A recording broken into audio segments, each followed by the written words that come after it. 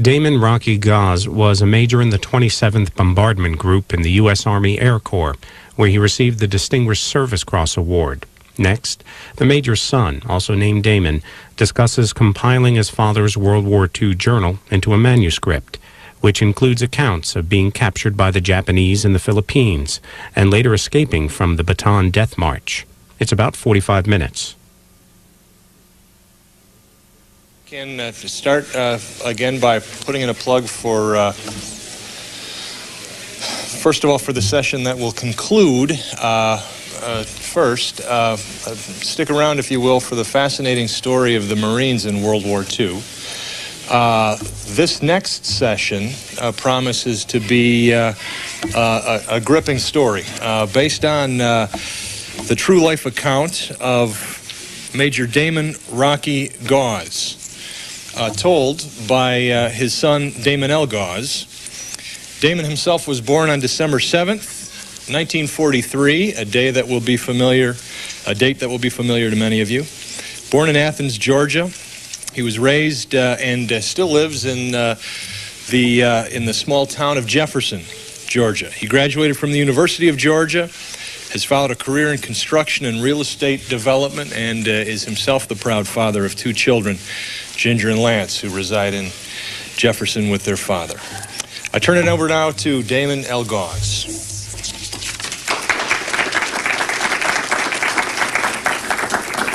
Thank you, ladies and gentlemen. It is my privilege to be here before such a wonderful veterans group.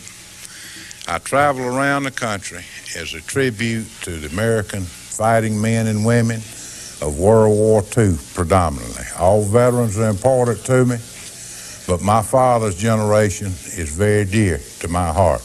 Just like Colonel Tibbets, that was here before me. I've heard of Colonel Tibbets, now General Tibbets. All my life, he's had a special place. He had a big decision and a big order to do, and he did it, and World War II ended. My father was on the first part of World War II, also in the Philippines. Is my voice carrying all right to the corner? As you can tell, I'm not used to speaking before microphones. I'm a country boy, be 58 years old December the 7th. I don't use notes, and I talk from my heart. I may stutter and stammer, but what I say is genuine and sincere. My father and his escape partner, Captain William Lloyd Osborne, is a story that is unique, but it's a story that means so much to our entire American heritage. This escape was completed by two men, but these two men brought out certainly much more than their own individual lives, much more. These were the early, dark, dismal days of World War II. America had been pushed back, defeated, and the American morale was at its lowest point. These two men brought out the one thing that America probably needed the most, an uplift to its general population. Dad and Captain Osborne managed to survive and escape for a period of 3,200 miles across the Pacific Ocean at the surrenders of Bataan and Corregidor. They did this with the aid of a 20-foot sailboat to land as free men in Australia. The spirit of America had survived the Philippines. A lot of our men didn't. The survivors were made prisoners of war. But my dad and Captain Osborne spoke for all these men. They were afforded some lucky breaks, some intervention by our God Almighty. My father gives tribute to the Lord for his safety. In some of his side notes, he says, the Lord helped us tremendously. We depended on him for our inner strength. He guided us. And then he turned us over to old Lady Luck. And with a lot of luck, they came through. My father had been a dive bomb pilot prior to World War II, the 27th Bombardment Group Light.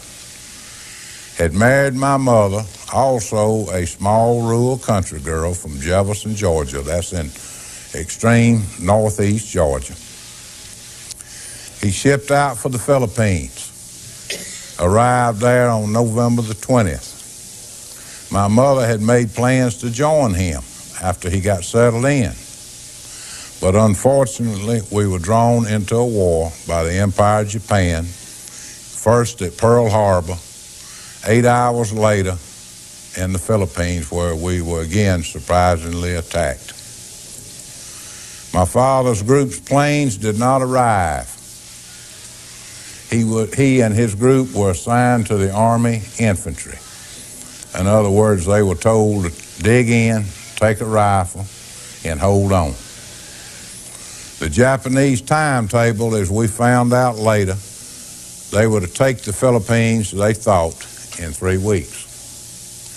3 months later, our men and women were still hanging on, still giving tremendous opposition to their enemy. But the odds were greatly against us. General Edward Bell, a native of Atlanta, Georgia, was faced with surrendering or fighting to the last man and woman on Bataan Peninsula. General Bell, against orders, decided to surrender the American troops.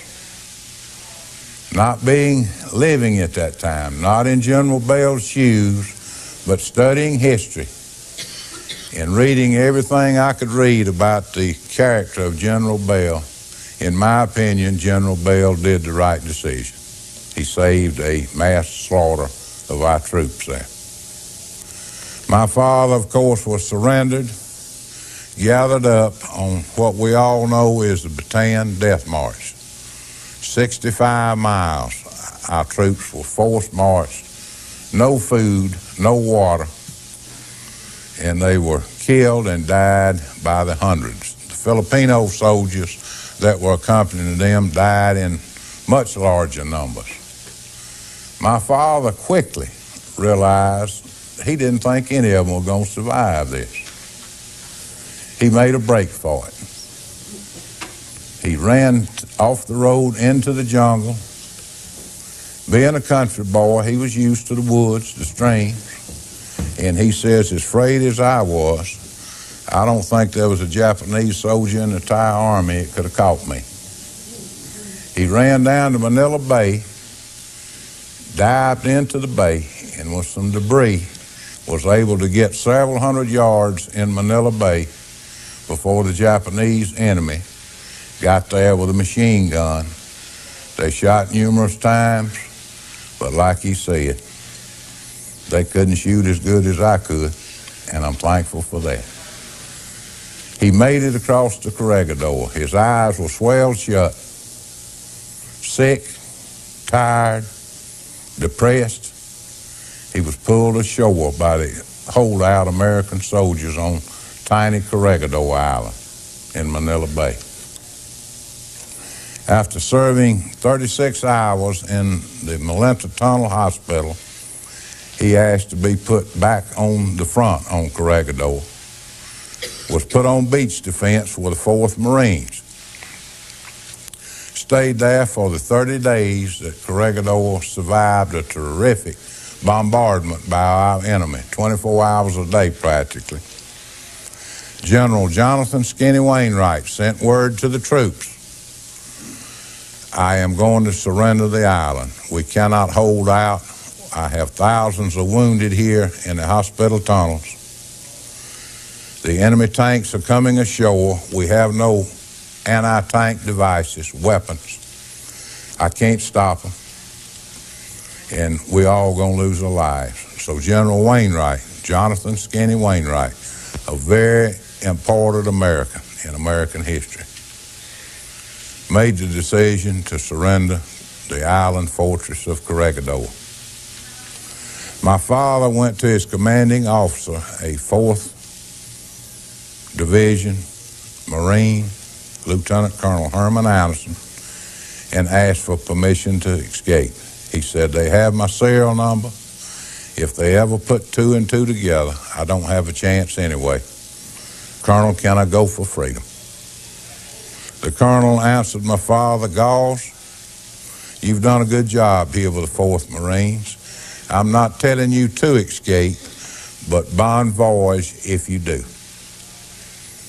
My father, to surrender, went off the backside of Corregidor with 2 Philippine airmen and a Philippine scout. Went down the rocky hillside. They saw a small barca, a small canoe. Got in it, it was night, and started out across the water 10.5 miles to the next nearest island over. They were seen by the Japanese the next morning at daylight, strafed, and the boat was sunk. One of the Filipinos was wounded. They pushed onward, swimming and holding each other afloat. The 2 Filipinos did not make it. My father finally drug ashore, more dead than alive. Went back into the jungles, found some friendly Filipinos who took him in. They doctored him, cared for him, and moved him to the safe jungle sanctuary and moved him one step of the Japanese ahead of them for several months. My father took a note and gave it to a trusted Filipino. To any American, I am planning to escape to Australia. The bearer of this note will bring you to me. Gave it to the Filipino. The Filipino heard of another American escapee, a Captain William Lloyd Osborne, U.S. Army. After many weeks, they were able to get together, my dad and Captain Lloyd Osborne from San Francisco. And then they had a decision to make between them. Do we remain in the relative safety of the jungles and the native Filipinos who were friendly to Americans? Or do we try to do the nearly impossible? Do we try to find a boat and make a dash for freedom? Little did both men know this dash for freedom now encompassed 3,200 miles because our enemy, the Japanese, had gotten that much territory and controlled the seas there. So they voted among themselves, and both men voted, let it be freedom or let it be death. Both men at that point started planning together, coming up with a boat.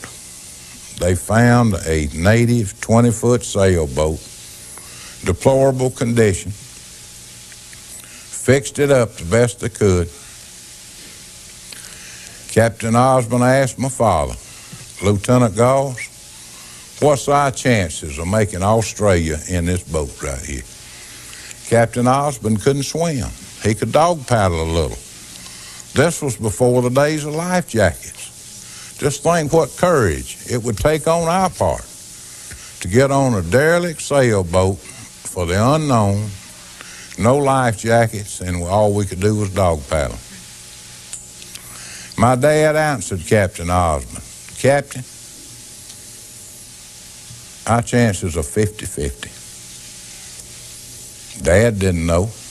He was trying to bolster up Captain Osborne's feelings because Captain Osborne was unsure about this trip in this boat. Captain Osborne answered him, let's go, Gauls, let's go. They got aboard, the 2 men, and started south. No compass, no sextant, no map, nothing but the human spirit and the spirit of freedom that they had in them. They started south. Many encounters along the way with the Japanese enemy. Through hook and crook, they improvised a Japanese flag. They flew it a lot. They posed as local fishermen. My father knew 3 words of Japan, Japanese language. Long live Nippon. As they would go by Japanese troop ships and transport ships, they could see the Japanese soldiers on the decks.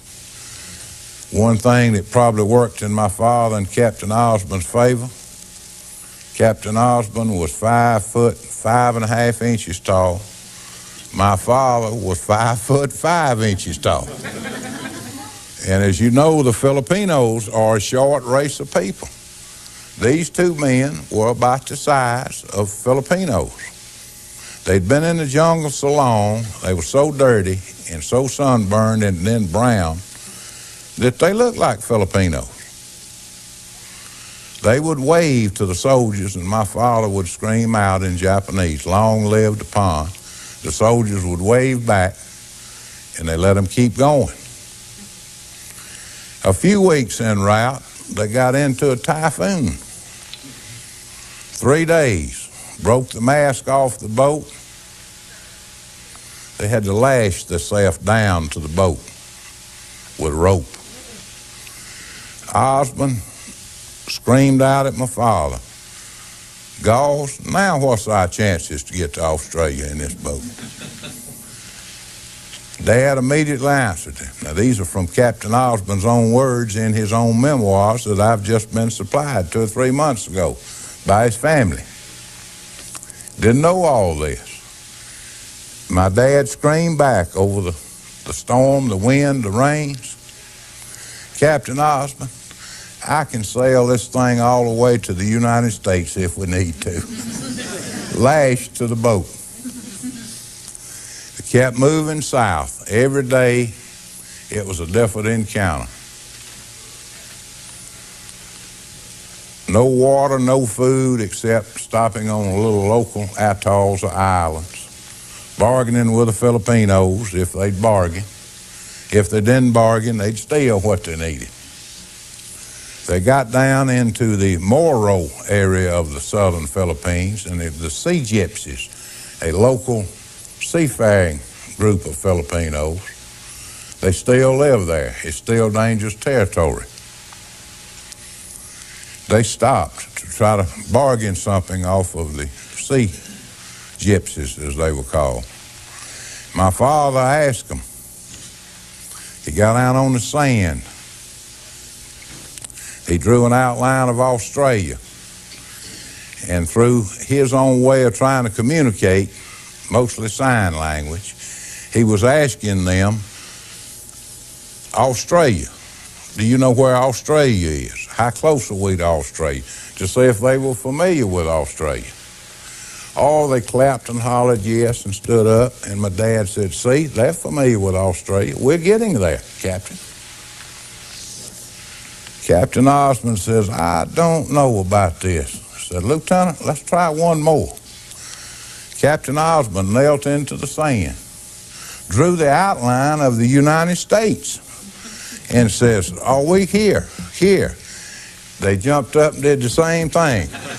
Clapped. Captain Osborn shrugged his shoulders and said, "Now where do we go, Gauls?" But this went on for months. They were finally able to find a October 1941 National Geographic that some natives had, and it had a map of the area, and they got it. They stopped on a small island, Culion, which is a leper colony, was then and is still a leper colony. They stayed with 2 American doctors and their families for a week and worked on the boat, ate dinner with American doctors at night and again at lunch. My dad mentions this very warmly in his memoirs, that the doctors there were most gracious and their families to them. It gave them a touch of being a free man. He mentions 2 young boys, the doctor and his wife's sons. The boys were fascinated. We had a pistol and a rifle, and the boys were fascinated with our weapons. So we assigned them to guard the boat when we'd go up to their mother and daddy's house and have lunch in the daytime. And the boys finally asked me, said, "Sir, you have assigned us as guards, but you take the weapons and go up to mother and daddy's house. Won't you leave us the pistol and rifle?" Less than 3 months ago, I got a call. Those boys, alive and well, live in the United States, saw the book, read it, recognized their mother and daddy, and them mentioned. Both of them have called and talked to me at length. One was 10 and one was 9 when this took place. And they said, "We remember so much about your father and Captain Osborn." Says, "We were fascinated by the weapons, and what we were fascinated with your father. He was wearing shorts, no shoes, no shirt. Mother had been knitting some sweaters for the small Philippine soldiers. She gave Osborn and each one of them one. They were the same height as a Filipino, except they were larger than a Filipino body-wise. And they put on those hot sweaters, and they wore them for Mother's presents, but said, I guarantee you when they got out of sight of Mother, they pulled them off." But says they ate a lot of meals in the house with our folks. "Your dad liked to smoke cigars, Damon." And he said he and Dad and Lloyd Osborn would go out on the front veranda in the afternoons after dinner and smoke a cigar with our daddy. And then one day, Dad says, "Fellas, how about me carrying y'all on a wild pig hunt?" My dad, being a country boy and a hunter and a break of routine, said sure. They went to a neighboring island. One of the boys begged to go with them. As they were coming down a trail, there was a puddle of water there. Said your dad dropped to his knees and immediately started drinking this puddle of water. Daddy started scolding him. He says, "Son, you can't drink this water. It'll make you so sick that you won't ever be able to leave this island." And said, your daddy just looked up at Daddy and says, "Dr. Hanks, from what I've been drinking on Bataan, I don't see this is going to bother me a bit more." It was, of course, real dangerous to do that. But he and Osborn never got sick, other than some seasickness when they started. And they drank water wherever they could get it. They ate everything they could get a hold of. They got to robbing bird nests on these little atolls and eating the eggs. They asked my father, back in the States, "Well, how did these bird eggs taste?" He said, "Well, they wasn't bad. The shells were a little coarse." He said, "The shells?" He said, "If you're hungry enough, you're going to eat your shells too." And that's what they did. This transpired 3,200 miles, day after day, week after week. My father had married my mother on October 11th, 42. And on October 11th, 41, on October 11th, 42, they arrived on the northern Australia coast. They sailed 6 days down the coastline, couldn't find anybody. Were down probably to their last days, maybe hours. They were whipped. It had got them. An Australian shore patrol found them and arrested them. Here they were, 2 Americans. 6 months later, making freedom, and were under arrest by the Allied Australian Army. Said, "We don't say we don't believe you, but we're going to have to check your story out." Osborn said Gauls did not talk. He did not talk. He was very quiet. He was always focused. Said, "I would have liked to talk some to pass the time away, but how's one person going to talk to themselves?" Said, when they arrested us, Gauls threw his hands straight up and jumped straight up in the boat and says, "Well, arrest us then." And looked at his partner, Captain Osborn, and winked and grinned. Said that was the only light moment he saw my dad show in this whole month's rigor. They got out, were flown to General MacArthur's headquarters and debriefed and allowed to send a telegram home. My mother still has it to this day. Am alive and well, many happy returns. Love, Rocky.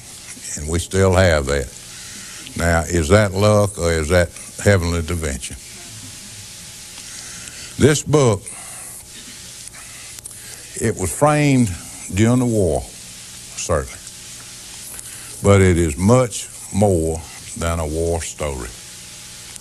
It's an uplift, an emotional saga of two men carrying the American spirit, the spirit of all the men left behind.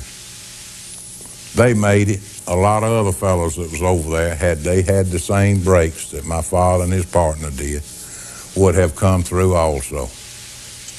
These were the Americans, our greatest generation of Americans. And there were thousands and thousands and thousands, all that served, are our true heroes. My father just happened to bear the flag of the ones that couldn't come with him. My father got back to the States. He and Mother traveled the country making war bond appearances and telling how they'd come through the enemy. My father always told his audiences, and he always wanted to go to small places, being a country boy. He was sent to the coal fields of West Virginia and Kentucky, the steel mills of Pittsburgh, the textile mills of the rural South. Mother said we went in old school gymnasiums by the dozens, and he talked to the young children about this escape, and he always said, I'm always haunted by the fact I'm treated as a hero, but said there are much braver men than me that will never see their beloved America again, such as I have been honored to do. He always kept this in the back of his mind.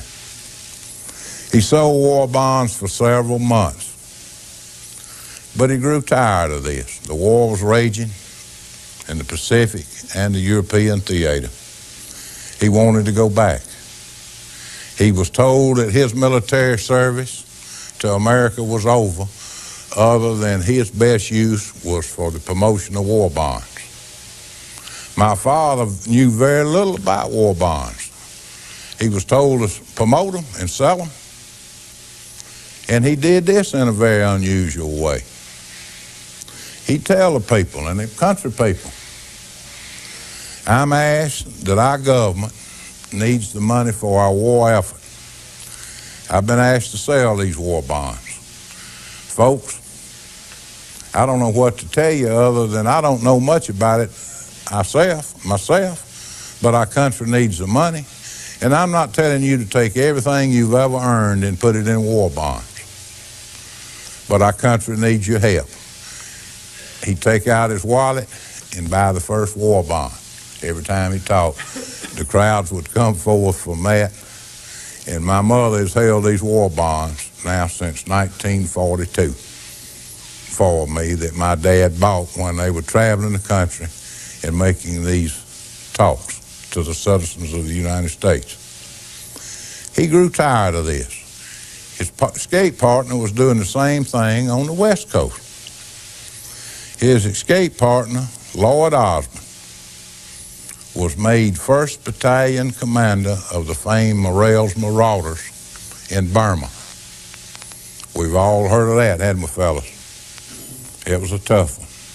Lloyd Osborne, a man who couldn't swim, a little bitty fella, came from that escape, went straight into Burma 2 years with a mule train, and survived that and came back to America. Sadly, Colonel Osborne has been deceased since 1985 with cancer, but a wonderful American, an American in the same light of General Paul Tibbets, who was here earlier. Same characterization of America.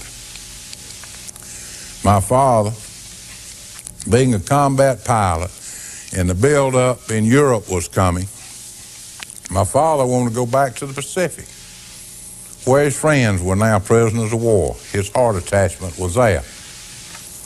General Henry Hap Arnold, commanding general of the Army Air Corps, would not allow this.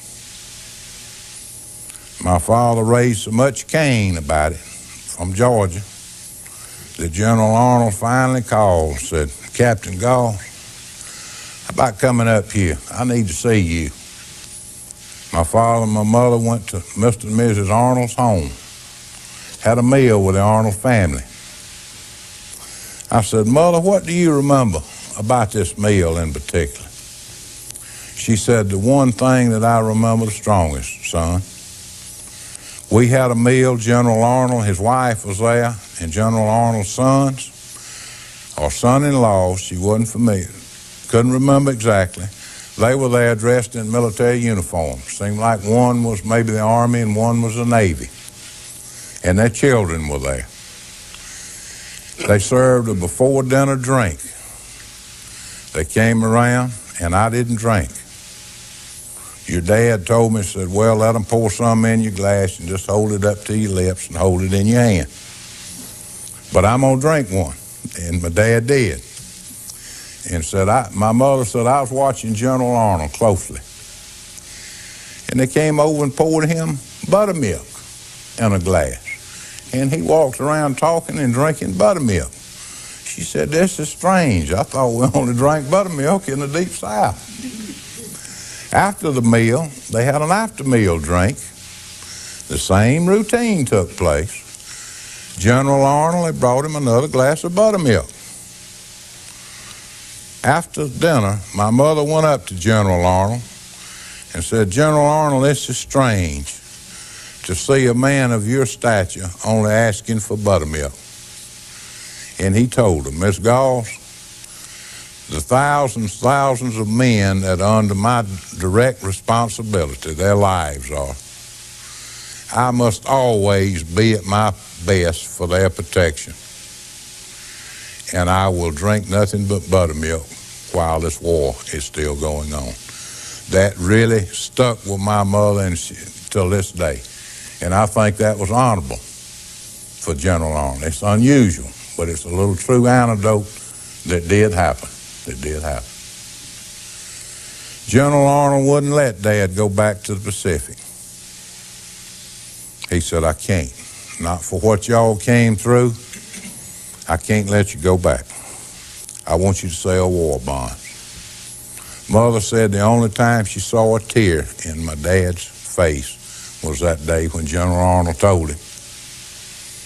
General Arnold saw it, paused a minute and says, Gauls, I know you're sincere. I know you're sincere. It's going against my grain, but I'm going to let you go back to the war front, but it's going to be the European theater. Now, you take that, or you're going to go back selling war bonds. My father said, I'll take it. He was retrained quickly as a P-47 Thunderbolt fighter pilot, and with his group, the 365th Fighter Bomber Group, was sent to England. After flying several missions to the German border and back, they moved his group down south of London to Beaulieu, England, and they started practicing for the then unannounced D-Day invasion to take place on June the 6th. They asked to convert the P-47 to a dual role of fighter dive bomber. They asked for a volunteer on a vertical test dive from 30,000 feet. My father, having dive bomb experience before the war, volunteered. He went into this dive, and only our Lord knows what happened. This plane did not recover from the dive. It crashed there, south of England. My father was killed instantly, and my father rests in peace at the American Cambridge Cemetery in England.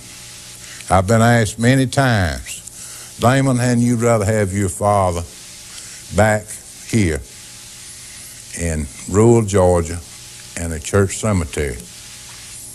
I said, I have thought about that a lot in my life, but no, I think my father is where he needs to be with his fellow American comrades.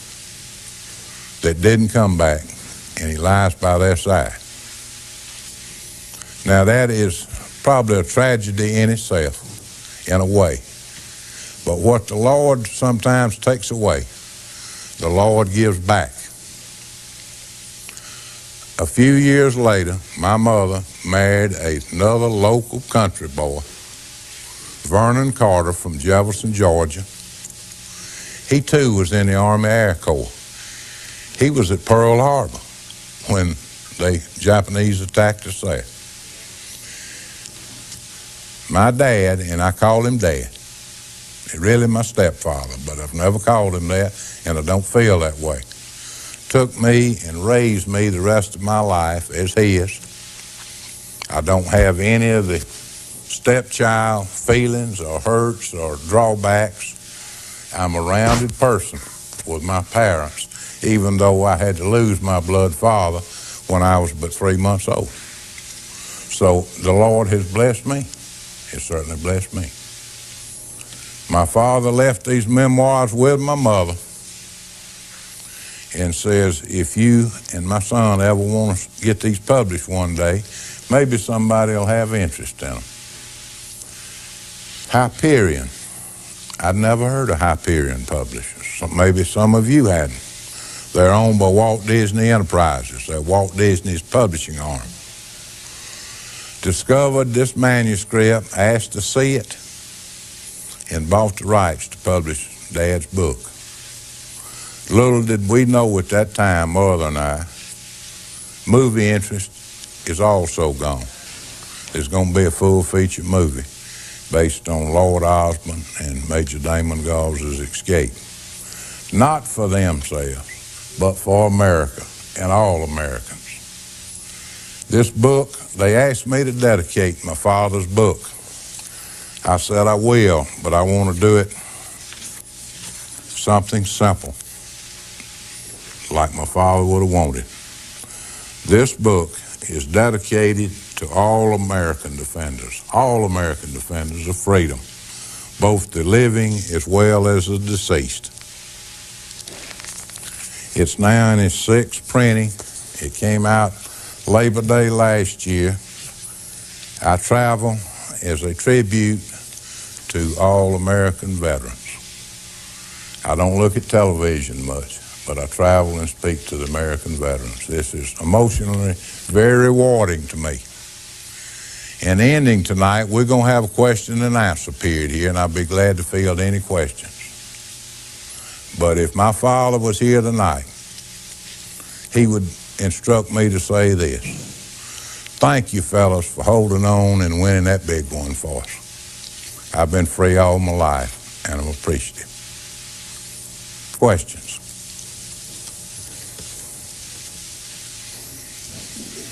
Yes, sir. Did they ever discover the reason for the P-47 crash? This was, being a test flight, it was classified.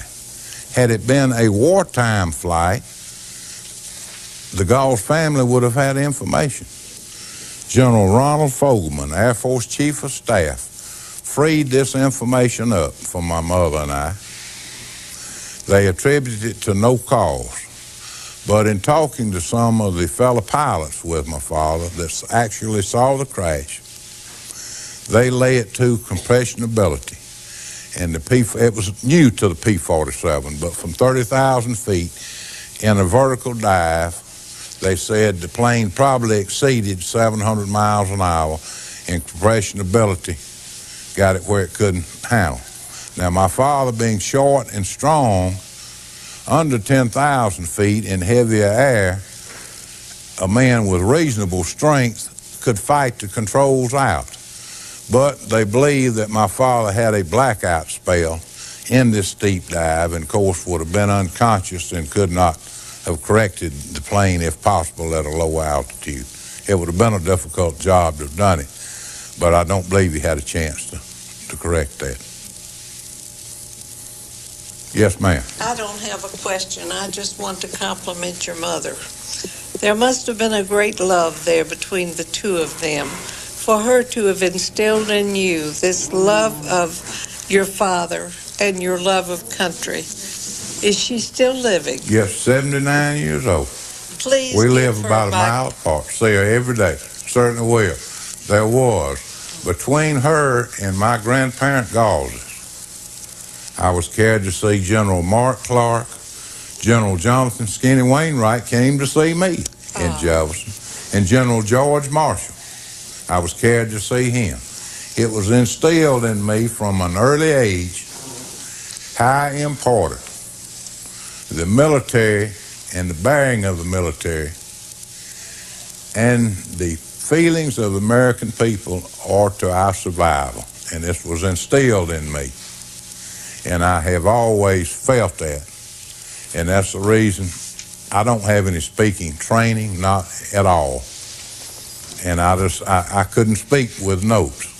But I speak from the heart, and if you speak from the heart, it's much easier to speak. I've spoke before 1,000 people before. Yeah, my knees knock. I tell some of them my knees knocked so bad my eyes flooded and I couldn't see. But I see a lot of grand Americans out here. And these World War II vets at the age they are, I want to get out here and I want them to hear it from me, and I'm speaking for America, you old fellas. We thank you. We've walked free, and we thank you, sir. And there ought to be a salute of Veteran Day here that ought to last for the next 10 years. They're easy to identify. There's no trouble. If you see a gray-headed man walking around, he's a veteran. He's a veteran. You can count on it. Other questions? Yes, sir. How old was your dad? My dad was 28 years old. When he started the escape? No, he was 26 years old. My dad had a little prior training to this escape. He'd been in the Coast Guard one tour. Learned something about the sea, learned something about navigation. Went from the Coast Guard to a oil exploration job for a year in Colombia, South America. Had lived in the jungles, oil exploration. So he had a little prelude to where he was going to. The other man, Lord Osborne, didn't. But he had confidence in Dad, and he went with him. And it needed the two men. One man would have never made this. One man would have never made it. They prayed a lot on this trip. They didn't hold hands. They didn't pray out loud. But when each man saw the other one kneel in prayer, they stopped what they were doing and gave that man his time for silent prayer. My father, in his memoir, said the 9 things I want to do when I reach freedom. He knew he was going to get there. Positive thinking. Number 1 was thank God again. Not thank God, I'm home, I'm free, thank you, Lord. No, thank God again. Number 2, notify my country of my whereabouts. That means let the Army know that I'm out of here. Here's where I am. Number 3, notify my wife and mother in those orders. He'd married 2 weeks before he left, but he put the mother, wife in the proper connotation. Number 4, notify the old and feeble mother of my commanding officer. Number 5, number 6, number 7, number 8, number 9, he thought about himself. I would like to have a hot bath, a shave, a good stiff drink, and go to bed for a week. That was number 9. Number 9. We want to thank Damon Gauss very much. Thank you. It was a remarkable story of a remarkable man. Thank told you. remarkable Yes, job. sir. Thank The you. War Journal of Major Damon Rocky Gauss, the first-hand account of one of the greatest escapes of World War II, was compiled by his son, Damon Gauss. It's published by Hyperion. For more information, visit their website at hyperionbooks.com.